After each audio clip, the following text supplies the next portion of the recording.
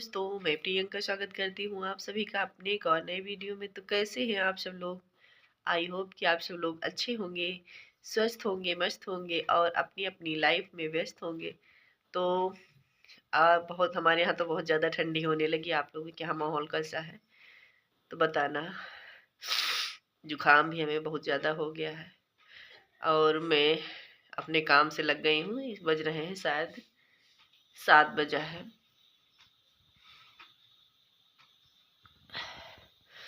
ठंडियाँ बहुत ज़्यादा होने लगी हैं। हमारे यूपी में भी ठंडी बढ़ रही है धीरे धीरे। टाइम यही है ठंडी होने का। दिसंबर लग गया है, आज शायद 2 दिसंबर है। तो आज फिर कुछ नया लेके आए हैं आप लोगों के लिए। तो वीडियो में लास्ट तक बने रहिए। और आप लोगों से मेरी उम्मीद यही है कि आप लोग मेरा ज़्यादा से ज़्यादा सपोर्ट करो, क्योंकि मैं भी आगे बढ़ सकूं। कोई भी यूट्यूबर बिना एक दूसरे की सपोर्ट के आगे नहीं बढ़ सकता है। तो प्लीज़ मेरी भाई बहन मेरी भी सपोर्ट करो। तो चलिए आगे मैं मिलते हैं। उन बहनों के बारे में बात करना चाहती हूँ जिनके पास काम नहीं आता है।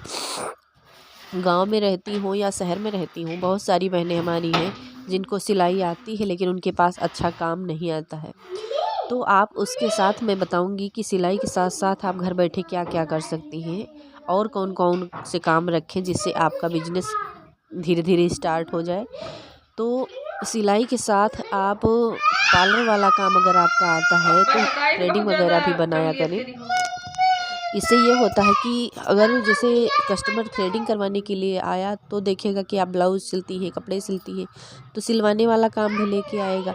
आप सिलाई करती हैं तो उसके साथ अगर उनको थ्रेडिंग वगैरह करवाना है तो वो भी आपके पास हो जाएगा, उनको अलग जाने की ज़रूरत नहीं।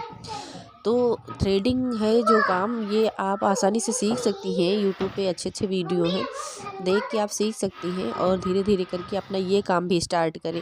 इससे दोनों तरफ से आपको मुनाफा होगा। अगर सिलाई वाला कस्टमर आएगा तब भी और थ्रेडिंग वाला आएगा तब भी।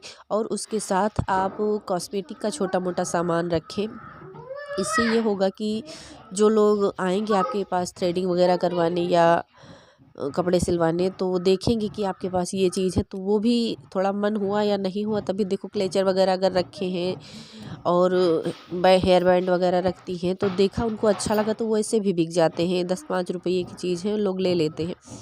तो ये जो हेयर बैंड है और रिबन है, ये सब चीज़ आप घर में जो कट पीस वाले कपड़े बचते हैं कतरन से बना सकते हैं। बना के आराम से आप ये भी रखें, जो देखे वो सेल कर दें आप। तो इससे भी आपका अच्छा खासा जो कतरन है वो भी आपका यूज में आ जाएगा और आपका अच्छा पैसा भी मिल जाएगा। इसमें क्या 2 रुपये का पैसा लगेगा, बहुत ज़्यादा 2 रुपये कतरन लगेगी और आप आराम से 10-15 रुपये में बेच सकते हैं। तो ये चीज़ें छोटी छोटी हैं। हम हाउस वाइफ को देखो सिलाई का काम करके हम 2-2 पैसे ही इकट्ठा करते हैं। 2 पैसे, 2 रुपये 3 रुपये इसी तरह से बचा के हम 100-200 रुपये कमाते हैं। तो छोटी छोटी इनकम भी इकट्ठा होकर के अच्छा पैसा इकट्ठा किया जा सकता है, लेकिन हम उन चीज़ों पे ध्यान नहीं देते। देखो अगर लोकल मार्केट से ले एक एक करके लोग ये कपड़े जो ये आते हैं अस्तर वगैरह, फाल वगैरह, तो ये 15-20 रुपये की मिलती है। लेकिन अगर थोक भाव में आप लेंगे तो 7 रुपये 8 रुपये का आपको मिल जाएगा। अच्छा वाला अस्तर 10 या 12 रुपये का मिलता है। रील्स वगैरह जो होती हैं पेचक, वो ऐसे लेंगे तो 3 रुपये 2.5 रुपये लोग देंगे, लेकिन अगर थोक के भाव लेंगे तो यही आपको 1.5 रुपये या 2 रुपये में पड़ेगी। तो आपको इसमें भी इनकम हो जाएगी। तो ये चीज़ें भी आप रखो। अगर जो कोई लेने आया उसको अगर ज़रूरत है रील लेने का, तो आपको 3 रुपये की आप एक रील देंगी ना, तो 3 रुपये की हर जगह मिलती है, तो आप ही दे दें। तो इस तरह से 2-4 रुपये इकट्ठा करके, मतलब बचत करके आप एक बड़ा अमाउंट इकट्ठा कर सकती हैं। इन चीज़ों पे हम ध्यान नहीं देते हैं, लेकिन ये भी एक बहुत बड़ी चीज़ होती है। हम हाउसवाइफ के लिए घर में बैठकर हमें पैसा कमाना है तो थोड़ा दिमाग भी लगाना पड़ेगा। इन चीज़ों में हम सोचते हैं अरे 2 रुपये तो गए, 2 रुपये नहीं गए, 2-2 करके अगर पूरे महीने में चले गए तो 60 रुपया हो गए। तो इन चीज़ों पे ध्यान देना है कि हम 2 पैसे बचाएं कैसे। भाई जब हम घर पे बिजनेस शुरू कर रहे हैं, इतना ज़्यादा हमारा नहीं चलता है, तो हम छोटा छोटा ही करके इकट्ठा कर सकते हैं। तो बटन वगैरह हैं, ये आप पाउच रखें, जिसको लेना होगा ख़रीद भी लेगा, आपके पास भी सस्ते दाम में आप अपना काम भी करेंगी। तो इकट्ठा लाओ, ये चीज़ें जो हैं इकट्ठा लेके आओ। थोक के भाव लेंगी आप, थोड़ा सस्ता पड़ेगा। जैसे आपका काम चल रहा है तो आपको थोक के भाव ही लेने से फ़ायदा है। हम भी पहले लोकल मार्केट से लेते थे तो मुझे कोई पैसा नहीं बचता था। देखो 150 रुपया ब्लाउज का मिलता है, उसमें जब 20 रुपए का अस्तर हो गया और 3 रुपए की पेचक हो गई तो हमारे बचेंगे क्या? 25-30 रुपये इसमें चले जाते, 120 रुपये बचा। वही हम अगर 10-12 रुपए में अपना काम चला दें तो हमारे लगभग पैसे बच जाएंगे। तो 10 रुपये बचे, 10 रुपये ही खर्च लगे, मान के चलो 20 रुपया बचा। तो 20 रुपये कौन देगा? ऐसे कोई नहीं देगा ना। तो हमें इन चीज़ों पे ध्यान देना थोड़ा थोड़ा करके, जो हम अपना काम स्टार्ट कर रहे हैं। और जो मैंने पार्लर वाला बताया है, तो पार्लर में सबसे ज़्यादा लोग थ्रेडिंग करवाते हैं। थ्रेडिंग 15 से 20 दिन में, महीने में एक बार ज़रूर करवाएंगे।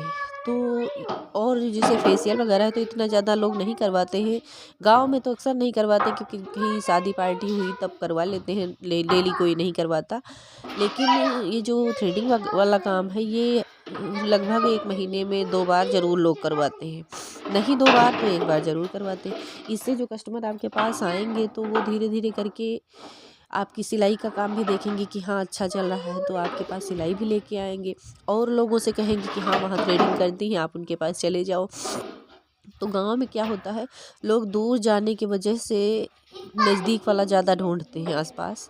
तो अगर आपका काम अच्छा चल रहा है तो आप इससे भी अच्छी आमदनी कर सकते हैं। और थ्रेडिंग का भी 15-20 रुपया मिल जाता है। अगर दिन में आप 5 थ्रेडिंग करनी तो 100 रुपया आपका हो गया। तो और काम कितनी देर का? बहुत ज़्यादा 10 मिनट लगा, तो ये 10 मिनट में अगर 20 रुपया मिल गए तो क्या बुरा है घर पे बैठकर। तो घर बैठे बहुत सारे काम हैं, लेकिन हम हाउसवाइफ ऐसा है कि पहले हिम्मत नहीं करते हैं कि हाँ ये काम करना शुरू करें, पता नहीं चलता है कि नहीं चलता। देखो थ्रेडिंग में क्या खर्चा लगता है, एक धागा और एक पाउडर का डिब्बा हो बस। और ये शीशा वगैरह तो आपके घर में होंगे ही। आप धीरे धीरे करके स्टार्ट को, कोई ज़रूरी नहीं कि इसके लिए हमें बहुत बड़ा सेटअप होना चाहिए, अच्छा दिखावा होना चाहिए। मैंने कोई दुकान नहीं खोली, घर पे काम करते हैं तो ये आराम से आप कर सकते हैं। इसमें अगर आपको 20 रुपया बाहर लेते 15 भी मिल गया तो वो भी फ्री का ही समझो, क्योंकि आपको मेहनत ही क्या लगी, कहीं न जाना ना आना, ना कोई दुकान का किराया। और बाहर लोग करते हैं अच्छा खासा किराया भी देते हैं, कस्टमर नहीं आते तो उनका पूरा महीने का किराया भी व्यर्थ हो चला जाता है। तो घर पे रह के अगर हमें दिन में 300-400 मिल जाए तो क्या बुराई है। नहीं मानते 300-400, 200 मिले यार, 100 मिले, कैसे हैं? कोई काम है, अपने घर का सारा काम भी करते जाते हैं, उसके बाद हमें इतने अगर इनकम हो जाए तो क्या दिक्कत है। लेकिन टाइम इसके लिए निकालना होगा। देखो हमें आराम भी मिल जाए और हमारे सारे काम भी हो जाए और पैसा भी मिल जाए तो ऐसा नहीं। देखो कोई भी काम करने के लिए हमें मेहनत करनी होती, तभी हम सक्सेस हो जाते हैं। हमारा ही ले लो, कितना सुबह उठ के, सुबह से लेकर के शाम तक 11 बजे से पहले बिस्तर पर लेटना तो छोड़ो, बैठने को टाइम नहीं मिलता। लेकिन एडजस्ट करते हैं, थक जाते हैं लेकिन एडजस्ट करते हैं धीरे धीरे करके, क्योंकि हमें और बड़ा बिजनेस बढ़ाना है तो इसलिए हम मेहनत करते हैं। पूरा वीडियो तो दिन का आपको नहीं दिखा पाते हैं, बच्चों की वजह से ये लोग ट्राइपॉड वगैरह गिरा देते हैं, लेकिन जो हो सकता है वो मैं आप लोगों को दिखाने की कोशिश करती हूँ। तो अगर मेरा वीडियो आप लोगों को अच्छा लगे तो प्लीज़ लाइक करना, चैनल पे नए हो तो सब्सक्राइब ज़रूर कर लेना। मिलते हैं नेक्स्ट वीडियो में।